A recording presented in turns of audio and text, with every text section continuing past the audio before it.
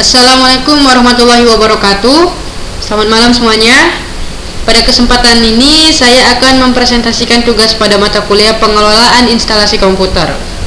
Materi yang akan saya jelaskan yaitu mengenai perangkat keras pada komputer.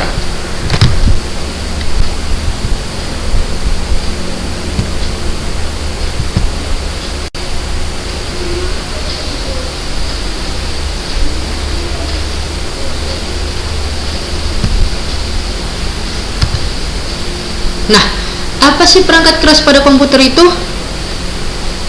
Jadi, perangkat keras pada komputer ini merupakan semua bagian fisik komputer yang bisa dilihat dan disentuh secara langsung.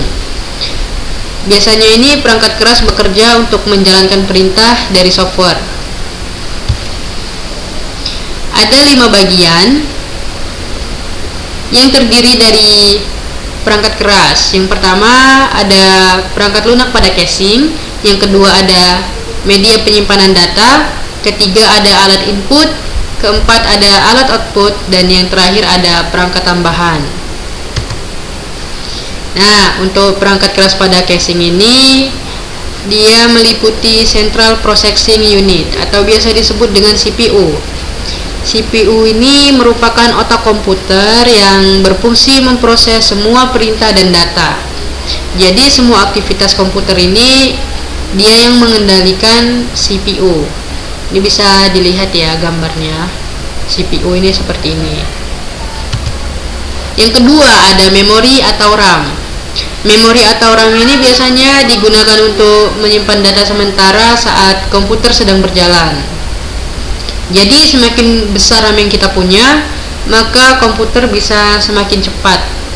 Ini dia contoh gambar memori. Yang ketiga ada motherboard. Motherboard ini merupakan papan utama untuk tempat semua komponen dipasang. Motherboard ini dia fungsinya menghubungkan CPU, RAM, hard disk, dan perangkat lainnya agar bisa bekerja bersama. Ini contoh gambarnya ya, gambar motherboard. Dan selanjutnya ada VGA card. VGA card ini berfungsi untuk mengolah data grafis atau tampilan. Komponen ini membantu menampilkan gambar ke monitor, terutama untuk game dan desain. Ini contoh gambar VGA card. Selanjutnya ada sound card. Sound card ini berfungsi mengolah data suara. Komponennya ini biasanya memungkinkan komputer untuk mengeluarkan suara melalui speaker atau headphone. Ini dia contoh gambar sound card. Nah, pada media penyimpanan data, ini dia meliputi internal storage. Internal storage itu apa sih? Internal storage ini merupakan media penyimpanan yang berada dalam komputer. Contohnya seperti RAM dan ROM. RAM ini dia menyimpan data sementara saat komputer aktif, sedangkan ROM menyimpan data permanen untuk sistem dasar komputer.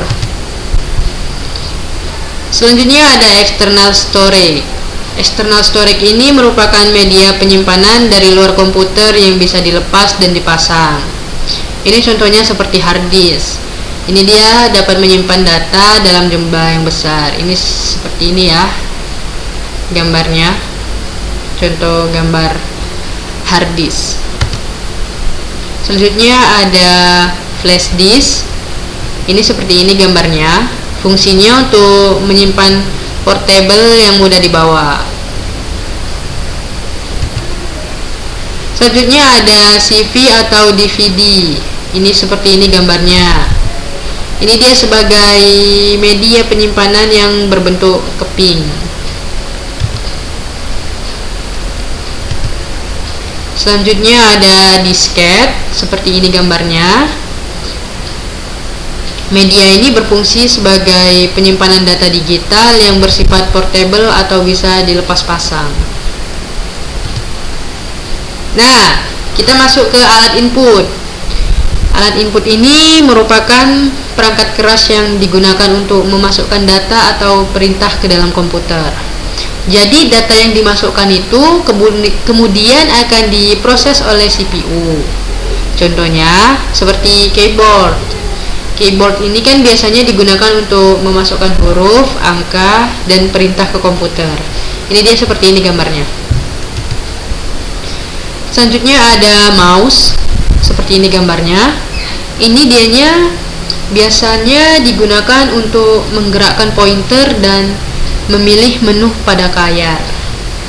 Mouse ini memudahkan pengguna dalam mengoperasikan komputer.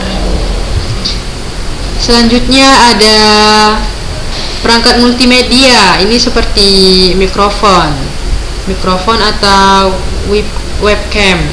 Ini dia gambarnya seperti ini ya. Ini dianya biasanya digunakan untuk memasukkan suara dan gambar ke komputer. Biasanya juga digunakan untuk rekaman atau video call gitu. Selanjutnya ada scanner. Ini dia seperti ini. Ini biasanya digunakan untuk memasukkan data dari kertas menjadi file digital. Misalnya scan dokumen atau foto ke komputer. Selanjutnya ada alat output. Alat output ini merupakan perangkat keras yang digunakan untuk menampilkan hasil pengolahan data dari komputer kepada pengguna. Hasil tersebut bisa berupa gambar, suara, maupun cetakan. Contohnya yang pertama ada monitor, seperti ini gambarnya ya. Monitor ini merupakan alat output yang menampilkan hasil proses komputer dalam bentuk visual atau gambar. Yang kedua ada printer, seperti ini. Ini biasanya digunakan untuk mencetak data dari komputer ke dalam bentuk fisik dan di atas kertas. Biasanya ini digunakan untuk mencetak dokumen, gambar, atau laporan. Selanjutnya ada speaker, ini dia. Seperti itu gambarnya. Alat output yang ini mengeluarkan suara dari komputer. Biasanya digunakan untuk mendengarkan musik, video, suara notifikasi, atau audio lainnya. Ada lagi nih, proyektor.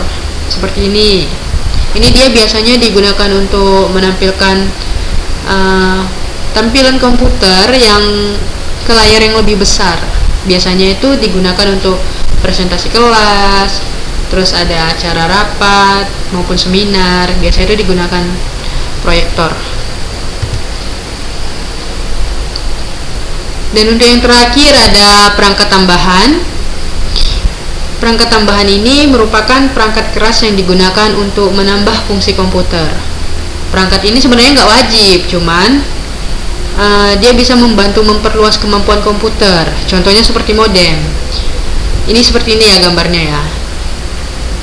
Modem ini biasanya dia digunakan untuk menghubungkan komputer ke jaringan internet.